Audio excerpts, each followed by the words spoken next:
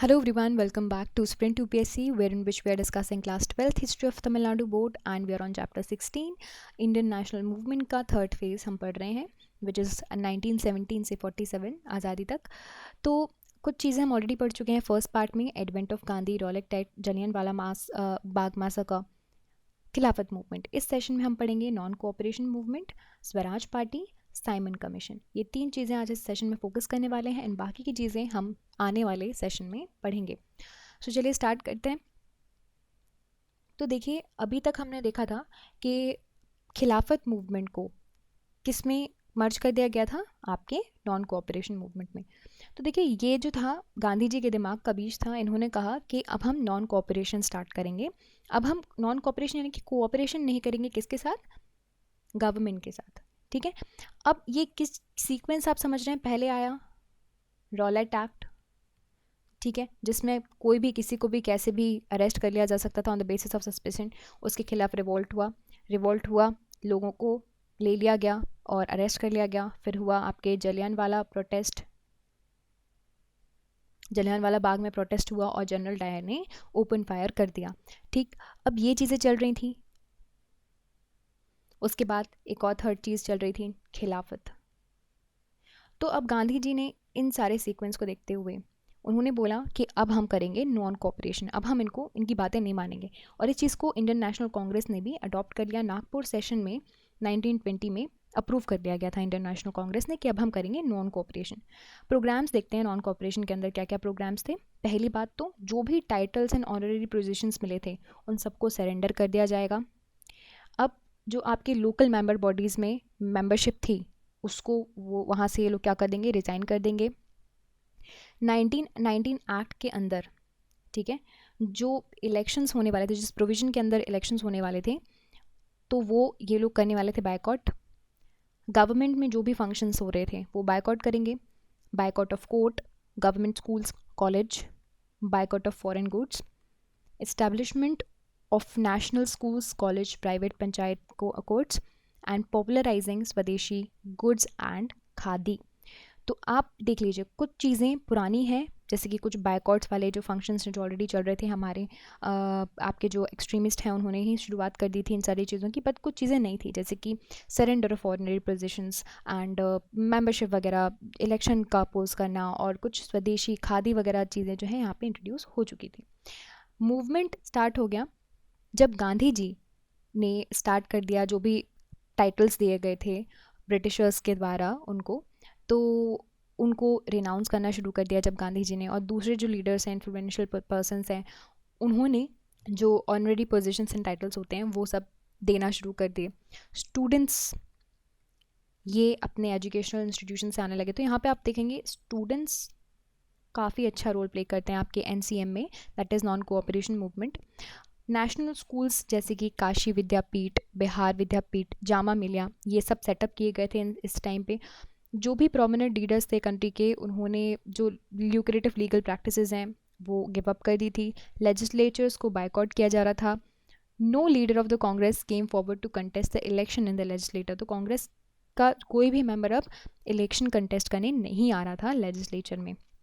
1921 में मास डेमोन्स्ट्रेशन किया गया एंड जो आपके जो प्रिंस वेल आ रहे थे, देखो ब्रिटिश में अभी भी क्राउन सिस्टम चल रहा है, राइट, ब्रिटेन में क्राउन सिस्टम चल रहा है, वहाँ पे हैं आपके किंग क्वीन बनते रहते हैं। तो प्रिंस वेल्स का टूर था भारत में, ये वहाँ पे ब्रिटेन में ये क्या करते थे, ये लोग जितनी भी कॉलोनीज रहती हैं वहाँ पे अपने बेटे बहुओं को भेज दिया करते हैं टूर्स करने कि देख कर आओ हमारे कॉलोनीज़ में काम कैसे चल रहा है। तो वैसे ही प्रिंस वेल आ रहे थे, तो वेल्स आने वाले थे और उनका टूर था भारत में, और उनके लिए मास डेमोन्स्ट्रेशन किया गया था जब वो भारत में अपने टूर के लिए आए थे। And government restore to strong measures to repressions after that, and बहुत से लीडर्स को अरेस्ट कर लिया गया। कांग्रेस खिलाफत कमिटीज़ को इलीगल बोल दिया और बहुत सी जगह पे बॉन्ड फायर्स किया गया था हमारे द्वारा। फॉरेन कोर्ट्स को हम जला दिया करते थे। इस तरह से हमने प्रोटेस्ट किया था, एक मैसेज दिया था कि हमें स्वदेशी चीज़ें जो हैं उसका जो है स्प्रेड करना है। And most of the household took to the weaving cloths with the help of the charkhas. तो यहाँ पे वो चरखा मूवमेंट आप देखते हैं ना, वहीं से स्टार्ट हुआ है। बट आपको ये बात याद रखना है कि 1922 में 11 फरवरी इतना बड़ा मास मूवमेंट चल रहा था। It was abruptly called by Gandhi ji क्योंकि चौरी चौरा इंसिडेंट हो गया था गोरखपुर डिस्ट्रिक्ट में। ठीक है, अब चौरी चौरा इंसिडेंट्स में क्या हुआ था, 5 फरवरी की बात है। बहुत ही गुस्सेल मॉब थी, पूरी जनता थी, बड़ी भड़की हुई थी। उसने जो चौरी चौरा का पुलिस स्टेशन है वहाँ पे आग लगा दी। ठीक है, और वहाँ पे 22 पुलिसमैन वो जिंदा जला दिए गए। तो गांधी जी इस चीज़ से बहुत ही ज़्यादा जो है सैड हो गए थे, because he always wanted to propagate the non violence means of protest, but he was never into the violence way. तो इस चीज़ से नाराज़ होकर जो इतना मास मूवमेंट चढ़ा था, गांधी जी ने 1922 में उसको ख़त्म करने के लिए बात कर दी, है ना। एंड बहुत से जो टॉप लीडर्स हैं कंट्री के, वो भी स्टंट रह गए थे कि नॉन कॉपरेशन मूवमेंट इतना अच्छा चल रहा है, उसको कैसे स्टॉप कर सकते हैं। एंड 10 मार्च 1922 में गांधी जी को फिर अरेस्ट कर लिया गया था। अब हम बात करते हैं कि ये जो पूरा मूवमेंट है, नॉन कॉपरेशन मूवमेंट है, उसका क्या सिग्निफिकेंस रहा है। सो पहली बात तो एक रियल मास मूवमेंट हम इसको बोल सकते हैं, जिसमें भारत के सारे सेक्शंस के लोग पार्टिसिपेट कर रहे थे, चाहे वो पीजेंट्स हो, वर्कर्स हो, स्टूडेंट्स हो, वुमन हो, सब इसमें पार्टिसिपेट कर रहे थे। ठीक है, और हर एक भारत के देश के कोने कोने तक अब नेशनलिज्म स्प्रेड हो गया था। हिंदू मुस्लिम यूनिटी आ गई थी।